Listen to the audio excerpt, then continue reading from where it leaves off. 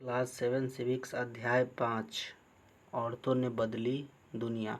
पिछले अध्याय में हमने देखा कि किस तरह महिलाओं द्वारा किया जाने वाला घर का काम काम ही नहीं माना जाता है। हमने यह भी पढ़ा कि घरेलू काम और परिवार के सदस्यों की देखभाल करना पूरे समय का काम है और इस कार्य को प्रारंभ और समाप्त करने का कोई निश्चित समय भी नहीं है। इस अध्याय में हम घर के बाहर के कामों को देखेंगे और समझेंगे कि कैसे कुछ व्यवसाय महिलाओं की अपेक्षा पुरुषों के लिए अधिक उपयुक्त समझे जाते हैं। हम यह भी ज्ञात करेंगे कि समानता प्राप्त करने के लिए स्त्रियों ने कैसे संघर्ष किए। पहले और आज भी शिक्षा प्राप्त करना एक ऐसा तरीका है जिससे महिलाओं के लिए नए अवसर निर्मित किए जा सकते हैं। साथ ही इस अध्याय में हम हाल के वर्षों में महिला आंदोलन द्वारा भेदभाव को चुनौती देने के लिए किए जाने वाले विभिन्न प्रकार के प्रयत्नों के बारे में संक्षेप में जानेंगे।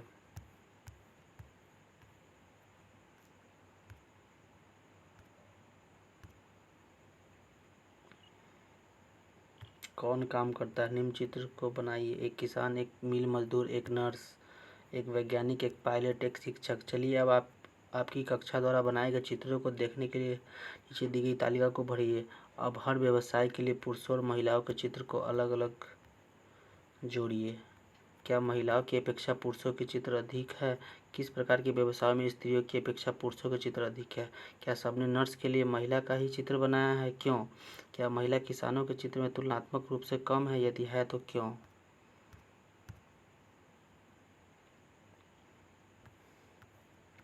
भारत में 83.6% महिलाएं खेतों में काम करती है। उनके कामों में पौधा रोपना, खरपतवार निकालना, फसल काटना और कुटाई करना आदि शामिल है। फिर भी जब हम किसान के बारे में सोचते हैं तो हम एक पुरुष के बारे में ही सोचते हैं।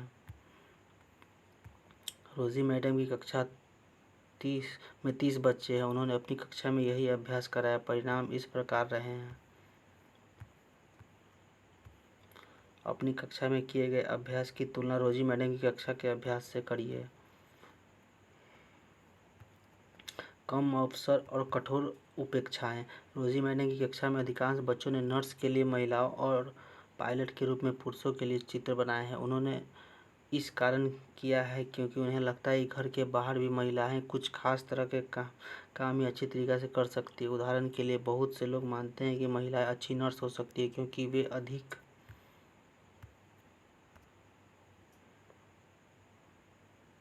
सहनशील और विनम्र होती है। इससे परिवार में स्त्रियों की भूमिका के साथ मिलाकर देखा जाता है। इस प्रकार से माना जाता है कि विज्ञान के लिए तकनीकी दिमाग की ज़रूरत है और लड़कियां और महिलाएं तकनीकी कार्य करने में सक्षम नहीं होती। अनेक लोग इस प्रकार की रूढ़िवादी धारणाओं में विश्वास करते हैं।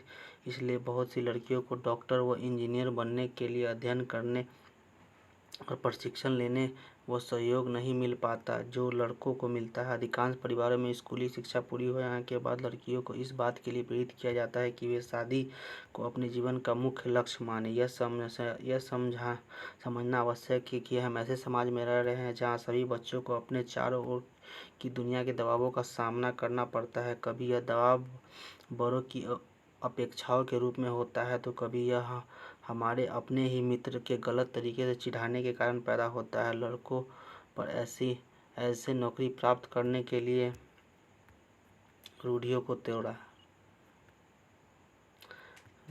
रेल का इंजन आदमी चलाते पर झारखंड के एक गरीब आदिवासी परिवार की 27 वर्षीय महिला लक्ष्मी लाकरा ने इस धारा को रुख बदल दिया। उत्तरी रेलवे में वह पहली महिला इंजन चालक है। लक्ष्मी के माता पिता पढ़े लिखे नहीं है पर उन्होंने अपने बच्चों को पढ़ाने के लिए बहुत संघर्ष किया। लक्ष्मी की शिक्षा एक सरकारी स्कूल में हुई है। स्कूल में पढ़ने के साथ साथ लक्ष्मी घर के कामों व अन्य जिम्मेदारियों में भी हाथ बटाती रही है। उसने मन लगाकर और मेहनत से पढ़ाई की और स्कूल पूरा करके इलेक्ट्रॉनिक्स में डिप्लोमा अर्जित किया। फिर वह रेलवे बोर्ड की परीक्षा में बैठी और पहली ही कोशिश में उत्तीर्ण हो गई। लक्ष्मी कहती है कि मुझे चुनौतियों से खेलना पसंद है और जैसे जैसे कोई यह कहता है कि फलाना काम लड़कियां के लिए नहीं है मैं उसे करके रहती हूँ। लक्ष्मी के जीवन में ऐसा करने के अनेक अवसर आए हैं। जब वो इलेक्ट्रॉनिक्स करना चाहती थी तब उसने पॉलिटेक्निक में मोटरसाइकिल चलाई और उसने तय किया कि वह इंजन ड्राइवर बनेगी। उसका दृष्टिकोण सीधा साधा, जब तक मुझे मज़ा आ रहा है, मैं किसी को नुकसान नहीं पहुंचा रही हूँ, मैं अच्छे से रह पा रही हूँ और अपने माता पिता के मदद कर पा रही हूँ, मैं अपने तरीके से क्यों न जीऊँ। यही है लक्ष्मी लाकड़ा। नीचे दी गई कहानी पढ़िए, उसके बाद दिए गए प्रश्नों का उत्तर दीजिए। यदि आप जेवियर होते तो कौन से विषय चुनते। अपने अनुभव के आधार पर बताइए कि लड़कों को ऐसे किन किन दबावों का सामना करना पड़ता है। चीज़ें उनके अधिक वेतन मिले। यदि वे दूसरे लड़कों की तरह व्यवहार नहीं करते तो उन्हें चिढ़ाया जाता है और धौंस दी जाती है। आपको याद होगी कक्षा 6 की पुस्तक में आपने पढ़ा था कि लड़कों को बचपन से ही दूसरों के सामने रोने पर चिढ़ाया जाता है। परिवर्तन के लिए सीखना। स्कूल जाना आपके जीवन का महत्वपूर्ण हिस्सा है। जैसे जैसे स्कूलों में हर साल अधिकांश संख्या में बच्चे प्रवेश ले रहे हैं, हम सोचने लगे हैं कि सब बच्चों के लिए स्कूल जाना एक साधारण बात है। आज हमारे लिए कल्पना करना भी कठिन है कि कुछ बच्चों के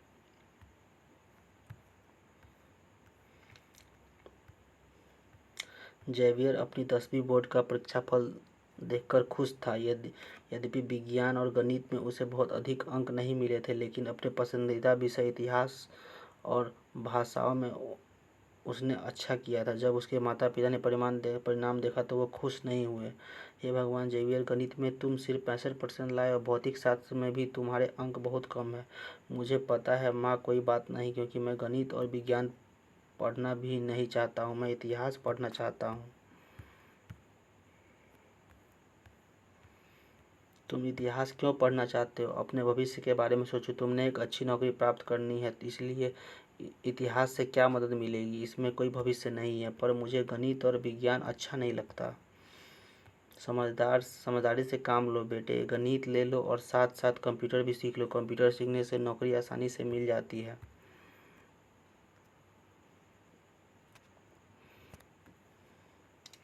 स्कूल जाना और पढ़ना पहुंच के बाहर की बात है। अनुचित बात भी मानी जा सकती है, परंतु अतीत में लिखना और पढ़ना कुछ लोग ही जानते थे। अधिकांश बच्चे वही काम सीखते थे जो उनके परिवार में होता था या उनके बुजुर्ग करते थे। लड़कियों की स्थिति और भी खराब थी। उन समाजों में जहाँ लड़कियों को पढ़ना सिखाया जाता था, लड़कियों को अक्षर तक सीखने की अनुमति नहीं थी। यहाँ तक कि उन परिवारों को भी जहाँ कुम्हार, बुनकरी, वस्त्र बुनना और हस्तकला सिखाई जाती थी, यह धारणा थी कि लड़कियों और औरतों का काम केवल सहायता करने तक ही सीमित है। उदाहरण के लिए कुम्हार के व्यवसाय में स्त्रियां मिट्टी एकत्र करती थी और बर्तन बनाने के लिए उसे तैयार करती थी। चूँकि वे चाक नहीं चलाती थी, इसलिए उन्हें कुम्हार नहीं माना जाता था। 19वीं सदी में लगभग 200 वर्ष पूर्व शिक्षा के बारे में कई नए विचार ने जन्म लिया। विद्यालय अधिक प्रचलन में आ गए और वे समाज जिन्होंने स्वयं कभी पढ़ना लिखना नहीं सीखा था, अपने बच्चों को स्कूल भेजने लगे। तब भी लड़कियों की शिक्षा को लेकर बहुत विरोध हुआ। उसके बावजूद बहुत सी स्त्रियों और पुरुषों ने बालिकाओं के लिए स्कूल खोलने के प्रयत्न किए। स्त्रियों ने पढ़ना लिखना सीखने के लिए संघर्ष किया। आइए हम राज सुंदरी देवी 1800 से 1890 का अनुभव पढ़े, जो 200 वर्ष पूर्व पश्चिम बंगाल में पैदा हुए। 60 वर्ष की अवस्था में उन्होंने बांग्ला भाषा में अपनी आत्मकथा लिखी। उनकी पुस्तक रामाबाई 1858 से 1922 में अपनी बेटी के साथ महिला शिक्षा के योद्धा स्वयं कभी स्कूल नहीं गई, पर अपने माता पिता से उन्होंने पढ़ना लिखना सीख लिया। उन्हें पंडिता की उपाधि दी गई क्योंकि वे संस्कृत पढ़ना लिखना जानती थी, जो उस समय की औरतों के लिए बहुत बड़ी उपलब्धि थी। औरतों को तब यह ज्ञान अर्जित करने की अनुमति नहीं थी। उन्होंने 1898 में पुणे के पास खेर गांव में एक मिशन स्थापित किए, जहां विधवा स्त्रियों और गरीब औरतों को पढ़ने लिखने तथा स्वतंत्र होने की शिक्षा दी जाती थी। उन्हें लकड़ी से चीज़ें बनाने, छापाखाना चलाने जैसी कुशलताएं भी सिखाई जाती थी, जो वर्तमान में वे लड़कियों को कम ही सिखाई जाती है। ऊपर बाएं हाथ की तरफ छपी तस्वीर को उनका छापाखाना दिख रहा है। रमाबाई का मिशन आज भी सक्रिय है। छापाखाना।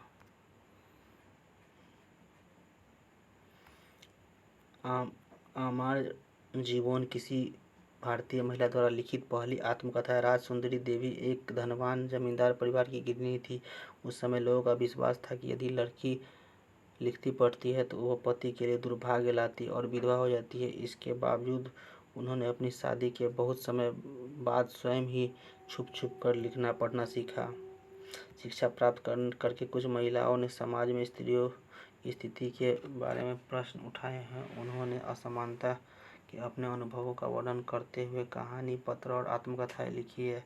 अपने लेखों में उन्होंने स्त्री और पुरुष दोनों के लिए सोचने और जीने के नए नए तरीकों की कल्पना की। मैं अत्यंत सवेरे से ही काम करना शुरू कर देती थी और उधर आधी रात को जाने के बाद काम में लगी रहती थी। बीच में भी विश्राम नहीं होता था।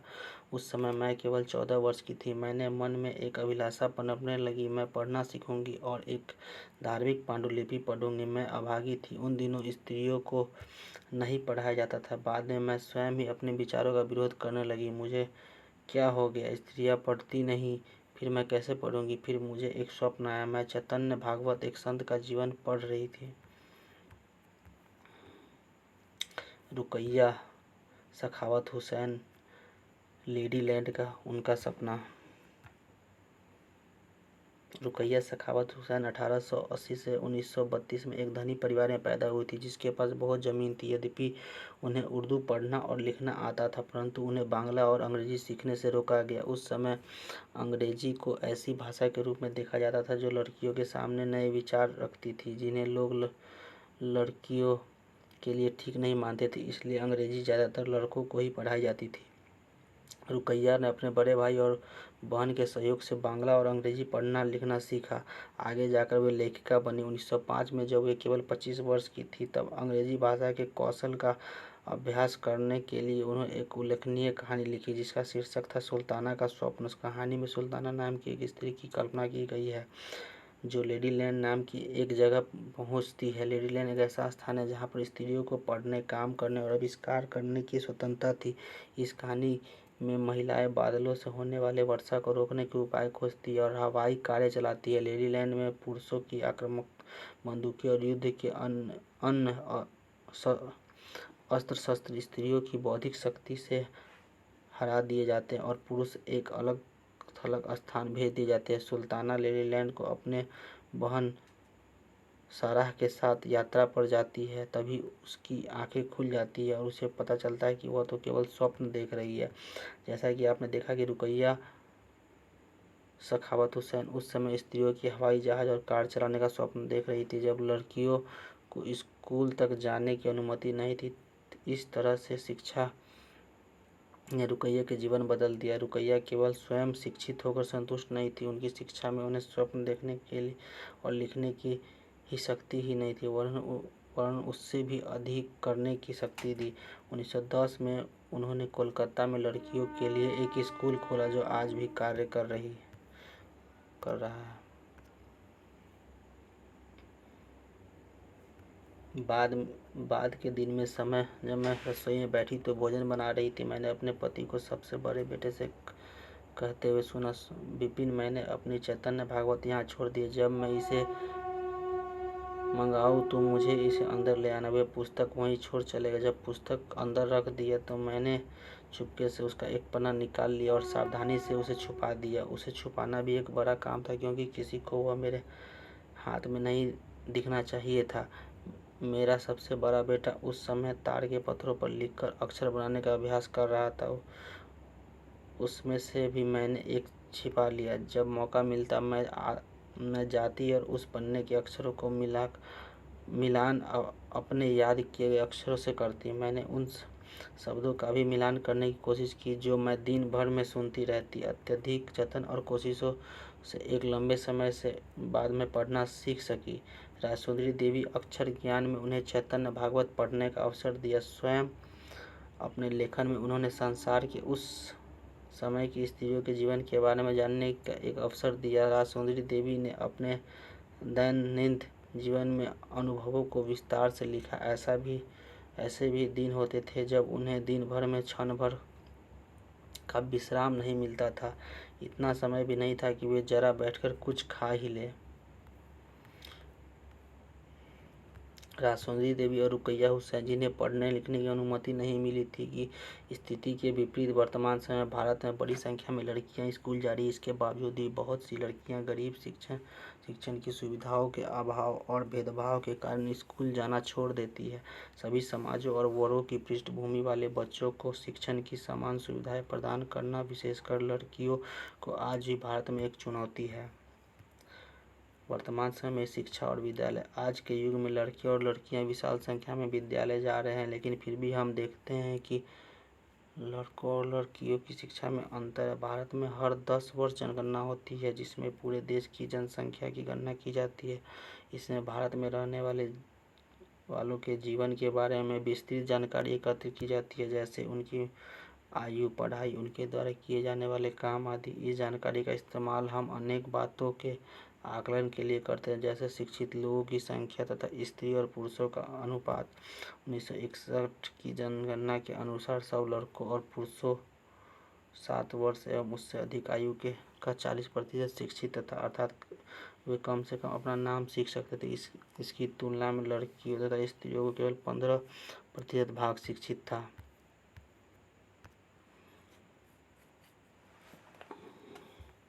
2011 की जनगणना के अनुसार लड़कों व पुरुषों की यह संख्या बढ़कर 82% हो गई। शिक्षित लड़कियों तथा स्त्रियों की संख्या 65%। इसका आशय यह हुआ कि पुरुषों और स्त्रियों दोनों के बीच ऐसे लोगों का अनुपात बढ़ गया जो पढ़ लिख सकते थे और जिन्हें कुछ हद तक शिक्षा मिल चुकी थी। लेकिन जैसे ही आप देख सकते हैं कि अब भी स्त्रियों की तुलना में पुरुषों का प्रतिशत अधिक है। इसके बीच का अंतर अभी समाप्त नहीं हुआ है। नीचे दी गई तालिका में विभिन्न वर्गों में उन लड़कों और लड़कियों का प्रतिशत दर्शाया गया जो बीच में ही विद्यालय छोड़ देते हैं। अनुसूचित जाति यानी एससी और अनुसूचित जनजाति यानी एसटी के लड़के और लड़कियां इसमें शामिल हैं। स्कूल में औसत वार्षिक ड्रॉप आउट दर 2014-15। उच्च प्राथमिक स्तर पर कितने बच्चे स्कूल छोड़ते हैं? शिक्षा के किस स्तर पर आपको सर्वाधिक बच्चे स्कूल छोड़ते हुए दिखाई देते हैं? आपके विचार में अन्य सभी वर्गों की तुलना में आदिवासी लड़के लड़कियों की विद्यालय छोड़ने की दर अधिक क्यों है? संभवतः आपने ऊपर दी गई तालिका की इस बारे में ध्यान दिया होगा। सब लड़कियों की श्रेणी की तुलना में अनुसूचित जाति और अनुसूचित जनजाति की लड़कियों की स्कूल छोड़ने की दर अधिक है। इसका अर्थ यह हुआ कि दलित व आदिवासी पृष्ठभूमि की लड़कियों की स्कूल में रहने की संभावना कम रहती है। वर्ष 2011 की जनगणना से यह भी पता चलता है कि अनुसूचित जाति और अनुसूचित जनजाति लड़कियों की अपेक्षा मुस्लिम लड़कों की प्राथमिक शिक्षा पूरी करने की संभावना और भी कम रहती है। मुस्लिम लड़कियां स्कूल में लगभग 3 वर्ष रह पाती है, जबकि अन्य समुदायों की लड़कियां स्कूल में 4 वर्ष का समय बिता पा रही है। दलित, आदिवासी और मुस्लिम वर्ग के बच्चों के स्कूल छोड़ देने के अनेक कारण हैं। देश के अनेक भागों में, विशेषकर ग्रामीण और गरीब क्षेत्रों में, नियमित रूप से पढ़ने के लिए न उचित स्कूल है और न ही शिक्षक। यदि विद्यालय घर के पास न हो तो लाने ले जाने के लिए किसी साधन जैसे बस और वैन आदि की व्यवस्था न हो तो अभिभावक लड़कियों को स्कूल नहीं भेजना चाहते। कुछ परिवार अत्यंत निर्धन होते हैं, अपने सब बच्चों को पढ़ने में खर्चा नहीं उठा पाते। स्थिति में लड़कों को प्राथमिकता मिल सकती है। बहुत से बच्चे इसलिए भी स्कूल छोड़ देते हैं क्योंकि उनके साथ उनके शिक्षक और सहपाठी भेदभाव करते हैं। 2014 में शुरू हुई बेटी बचाओ बेटी पढ़ाओ अभियान के बारे में पता करें। प्राथमिक कक्षाओं में स्कूल छोड़ने वाले बच्चों के आंकड़ों को ऊपर दिए गई तालिका में देकर दंडारेख के रूप में दर्शाइए। दो आंकड़े आपके लिए दंडारेख के रूप में दर्शाए गए हैं। लड़के और लड़कियां। महिला आंदोलन। अब महिलाओं और लड़कियों को पढ़ाने का और स्कूल जाने का अधिकार। अन्य क्षेत्र भी है, जैसे कानूनी सुधार, हिंसा और स्वास्थ्य, जहां लड़कियों और महिलाओं की स्थिति बेहतर हुई है। ये परिवर्तन अपने आप नहीं आए, औरतों ने व्यक्तिगत स्तर पर और आपस में मिलकर इन परिवर्तनों के लिए संघर्ष किए हैं। इन संघर्षों को महिला आंदोलन कहा जाता है। देश के विभिन्न भागों में कई औरतें और कई महिला संगठन इस आंदोलन के हिस्से हैं। कई पुरुष भी महिला आंदोलन का समर्थन करते हैं। इस आंदोलन में जुटे लोगों की मेहनत, निष्ठा और उनकी विशेषता इसके एक बहुत ही जीवंत आंदोलन बनाती है। इसमें चेतना जागृत करना, भेदभाव का मुकाबला करने और न्याय हासिल करने के लिए भिन्न रणनीतियों का उपयोग किया गया है। इनकी कुछ झलकियाँ आप यहाँ देख सकते हैं।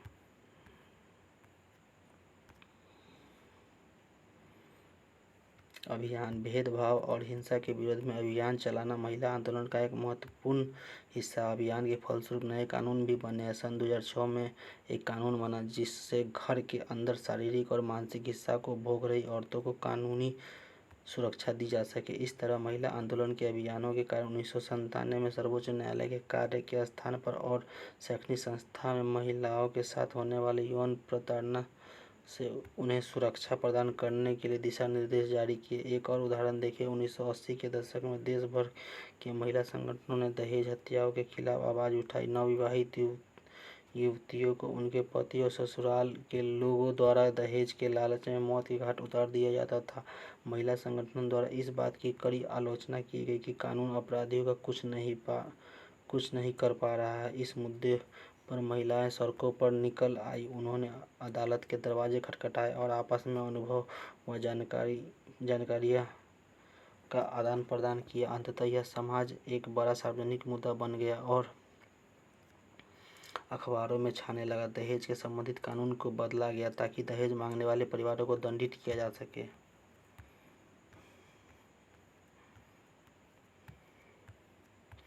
सत्या रानी महिला आंदोलन की एक सक्रिय सदस्य दहेज के लिए मार दी गई अपनी बेटी के मामले में न्याय मांगने के लिए लड़े गए लंबे मुकदमे की कानूनी फाइल से गिरी हुई सर्वोच्च न्यायालय की सीढ़ियों पर बैठी है।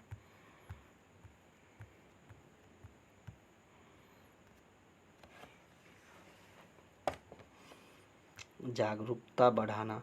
औरतों के अधिकारों के संबंध में समाज में जागरूकता बढ़ाना भी महिला आंदोलन का एक प्रमुख कार्य है।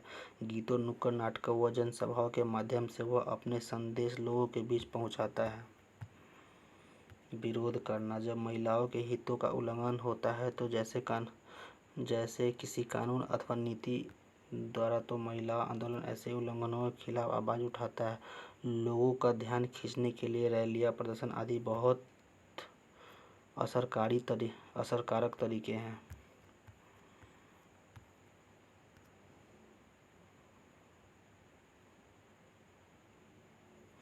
बंधुत्व व्यक्त करना। न्याय के अन्य मुद्दों और औरतों के साथ बंधुत्व व्यक्त करना भी महिला आंदोलन का हिस्सा है। 8 मार्च अंतर्राष्ट्रीय महिला दिवस को दुनिया भर की औरतों अपने संघर्ष को ताज़ा करने और जश्न मनाने के लिए इकट्ठा होती हैं। हर साल 14 अगस्त को बाघा में भारत पाकिस्तान की सीमा पर हजारों लोग इकट्ठा होते हैं और एक सांस्कृतिक कार्यक्रम आयोजित करते हैं। ऊपर की तस्वीर में भारत और पाकिस्तान के लोगों के बीच बंधुत्व प्रदर्शित करते हुए औरतें जलती हुई मोमबत्तियां उठा रही हैं।